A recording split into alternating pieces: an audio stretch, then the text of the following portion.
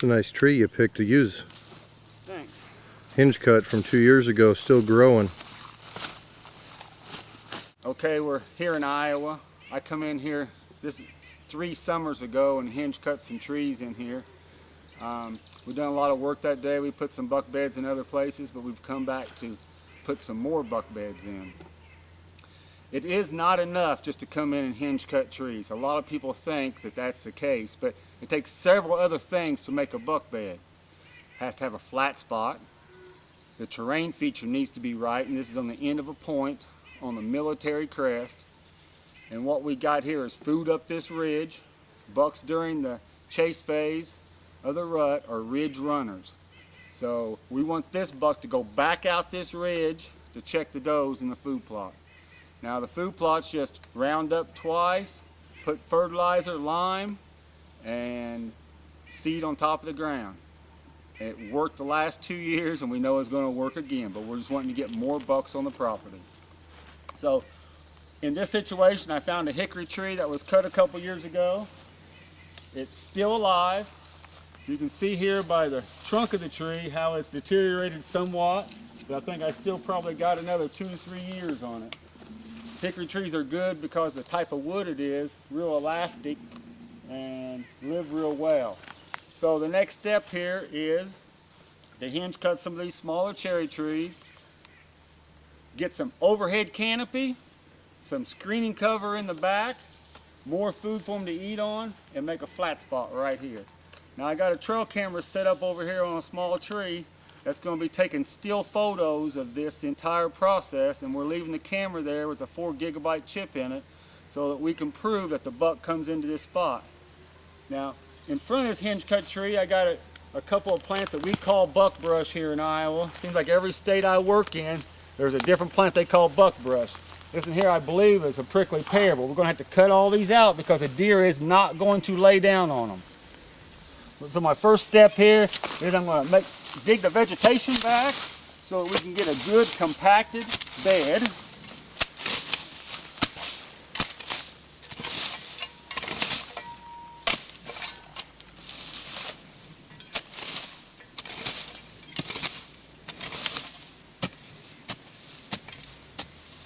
Deer are visual animals also, and a lot of people don't consider that. But by this deer seeing this flat spot and no vegetation here, and the smell of fresh dirt, this deer are going to come and investigate this pretty quick, and we'll have proof of that, of course, like I said, on my trail camera. The camera I got has a battery life of a couple of months, but the 4,000 pictures or so that 4 gigabyte card's going to run is probably going to be used up in 3 to 4 weeks.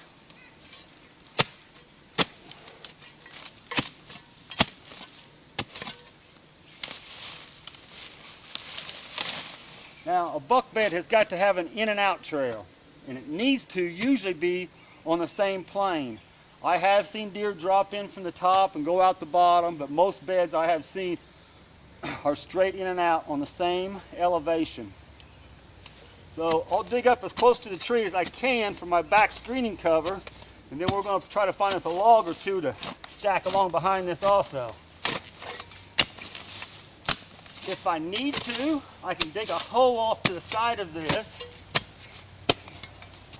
so that we can get enough dirt here, because I want this bed to be at least 5 feet long and 3 feet wide.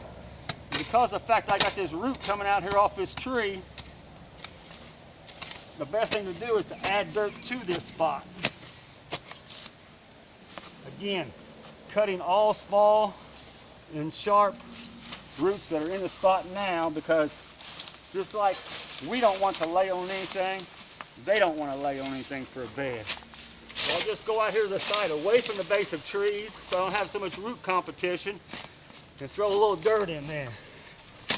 Now I'm pretty lucky in this situation because this is pretty sandy soil.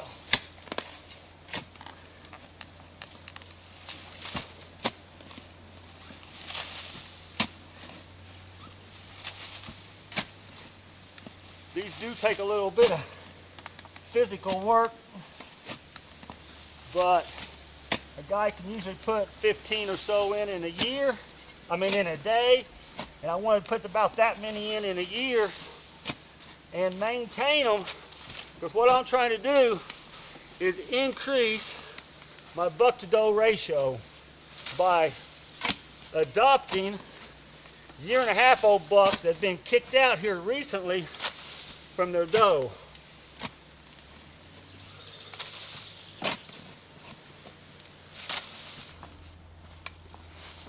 So what I've realized over time of building these is very important to have pure soil with no organics in it so it doesn't deteriorate over time.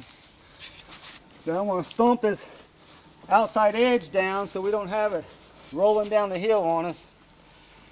Work it in good.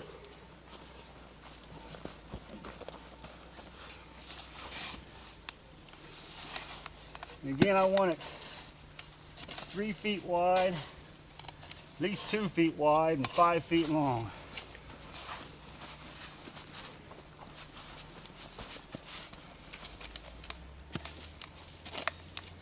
You can't have a depression because you get water in there and they're not going to lay in the mud. But of course, this sand, I'm not going to have much issue.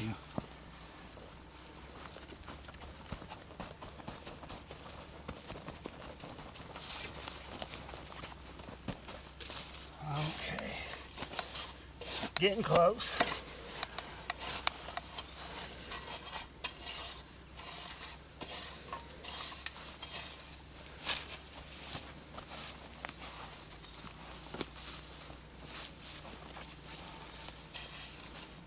I'm packing it, moving more dirt on top of it, packing it some more. I make sure I got my good width on it and the length.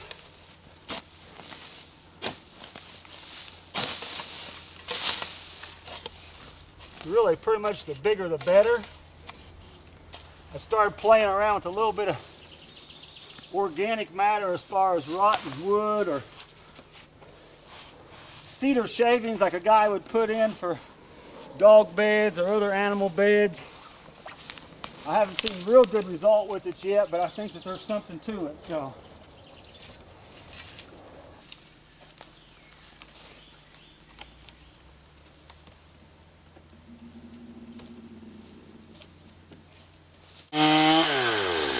hook it.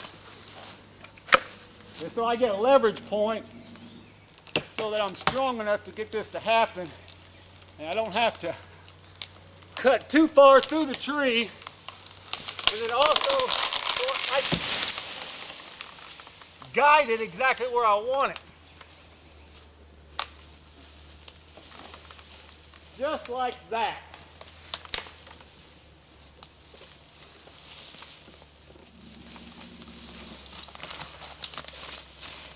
And then we'll put a couple more across there and be right back with you.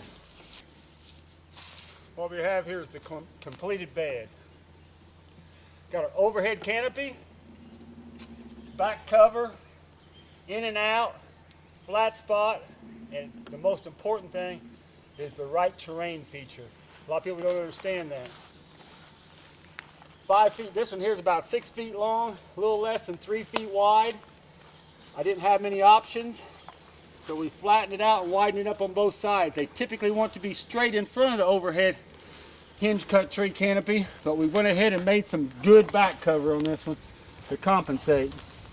Gotta make sure there's no sticks in it, no debris, and obviously, like I said, the proof's gonna be in the pudding because we got our trail camera over there. Well, I don't know if you can hear it on the camera, we got thunder rolling in here. It's gonna have us an afternoon thunderstorm, so we're gonna go ahead and get out of here, but this is a good bed.